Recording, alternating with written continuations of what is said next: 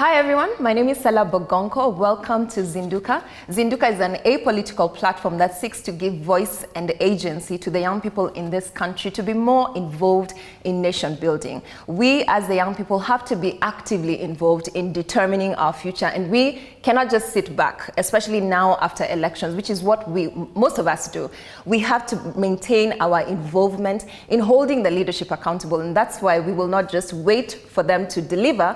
We have to keep tabs on what is being done by the government and also ask where the opposition is. Today we have an amazing lineup of guests all of whom were involved in the election process, but now remain actively involved in one way or the other in holding government accountable. On this show today, we will discuss their experience on the campaign trail, as well as their views on what the current administration is doing, and especially on the issue of leadership in this country. Welcome, and let's get right into it. Karibuni. I know we had already started and I'm already feeling like I need a way of managing, but I'm hoping that we can have a very interesting conversation that will also help the young people to understand where we are as a country. Part of why you were selected to come, first of all, thank you for accepting to come on our show. And part of why you were selected is because you've been involved in one way or the other in the campaigns and also just in the political process in the country. And my confidence is that it didn't stop with elections. I'm sure you're still involved in one way or the other. So before we get into it, maybe we could introduce ourselves. We'll start with Hannah. So my name is Hannah Moturi, and I'm passionate about youth work and gender and women in leadership. Previously served as regional director for an international organization, World Youth Alliance, and also worked at a women's rights organization, Femnet. And in the recent past, served at the Martha Karua Secretariat, who I'm very passionate about. So I'm happy to be here and ready to engage. Yes. Thank you. The only man in the room. For once, we actually have a 2/3 gender rule, and it's not in favor of the men, which is a great thing.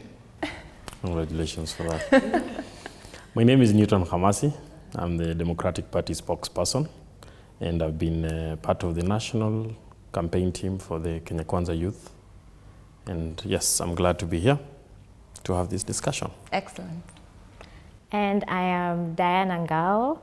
I am a communication specialist in my professional life, but politically I'm the deputy youth leader for Kenya.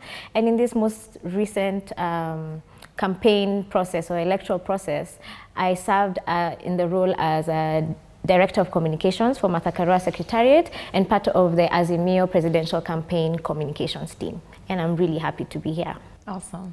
So obviously, all of you had, experience in one way or the other in the recent elections. So maybe we could, what was that like? Like, what would make a young person want to go and volunteer in a campaign secretariat? We can start with Diana. For me, I think it was more of volition, because I started thinking of where I wanted the kind of country that I wanted for me and my children and my family. And I wanted to play an active role, because when COVID happened in 2020, we saw so many injustices just pass through. And I started getting kind of angry. And I kept on wondering, where does this energy go, right? And the more the political space kept on getting hotter towards getting closer into the campaign period, I really wanted to also be a part of this new transition from the Uhuru administration into whatever would have been the next, let's just say the Kenya Kwanza administration. But in this political process, this was not my first time being in a campaign. I have been part of a 2013 presidential campaign for Honorable Martha Karua, 2017 gubernatorial campaign for Honorable Martha Karua, and then now the Azzimio campaign for 2022. Okay. Newton, what got you into, how long, first of all, have you been in that space? You look like a politician, kabisa. Huh? How do politicians look like? Like you. Yeah. Thank you. For me, politics is a passion. And yes, I ventured into politics back in campus. That is when I was a second year. I remember we were doing SONU elections, student organization of Nairobi University. And in my previous years, I had heard good stories about the leadership of this country being championed through that particular organization. So that is how I found myself there. I contested for the Secretary General position. And that is how I found myself in this space of politics, because I remember in 2013, I was approached by, that is 2012 to 2013, I was approached by Honorable Tim Wanyonyi, the MP for Westlands, who started to mentor me towards being a political person heavily now. That is when I joined. I remember I joined ODM, then the political party of the time. Then from there, I came out through. I remember I contested in 2017 for member of County Assembly here in Nairobi County, Upper Savannah Ward, Embakasi East. And yes, I didn't win. But that defined the change of mindset that I had. So I started just revisiting on how things are done, how things are supposed to be done. And from a young person perspective, what motivated me to change my mindset was the fact that many young people or many young leaders lack mentors. Yeah. And I made it a personal choice or a personal decision to be mentored. Because I remember in 2013, yes, I had started the mentorship program with Honorable Tim Wanyonyi, but along the way, probably he thought that I was being too clingy, kinda.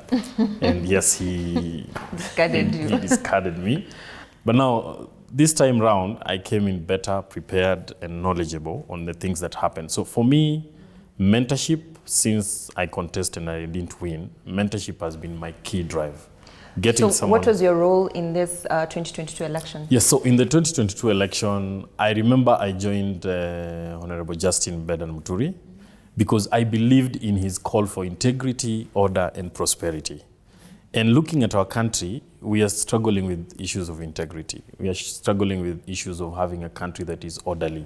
That we'll definitely come to the subject of corruption and what our views are as young people. That is what inspired me to incline with Justin Muturi, because he was a presidential candidate. Yeah. So I was in his secretariat, I was the spokesperson there, and everything was happening smoothly until we got to a point where now we were directed to go to the Kenya Kwanza team. So your role was spokesperson? Yes. Okay, we'll come to that. Hannah, what was your experience like in the campaign trail? Was this your first time to do that? So yes, this was my first time, but I've been interested in politics all through. Since university, I remember I took a class in politics in Africa, geopolitics, and I'm currently doing my master's on conflict, security and development under the Commonwealth Scholarship. So I'm very interested in politics because it affects everything about our lives. It affects the mama mboga, because these people who get into politics are the ones who make the laws that will affect us.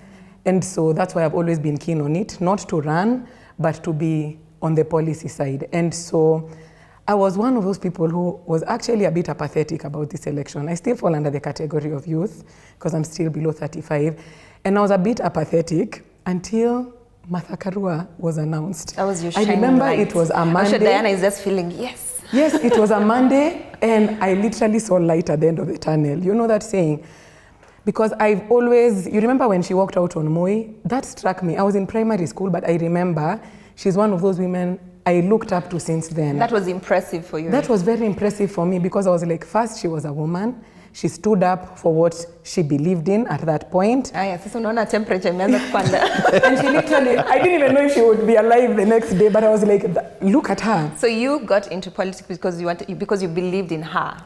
This specific one, I've always been interested in politics. And so I saw a light at the end of the tunnel. And as he had mentioned, you know, part of the Azzimio and Martha Karua's talk was on ending corruption. She kept mentioning the 2 billion that's lost daily, which translates to about 730 billion in a year.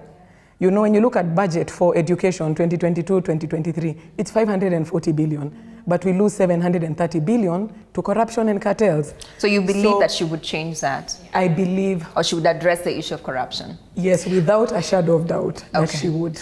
All right, speaking of believing in your candidate, so you joined Justin Muturi and you were then drawn into the ODM, not ODM, the Kenya Kwanza coalition and all. How was that for you? In terms of now, because politically now you've come from an independent party, but now you're going to a coalition. Did you still find your place as a young person actively involved, or did you get lost? I didn't get lost because one, as I told you, my drive was to be mentored. And being under Justin Muturi and going into Kenya Kwanza coalition, I felt my space is still there.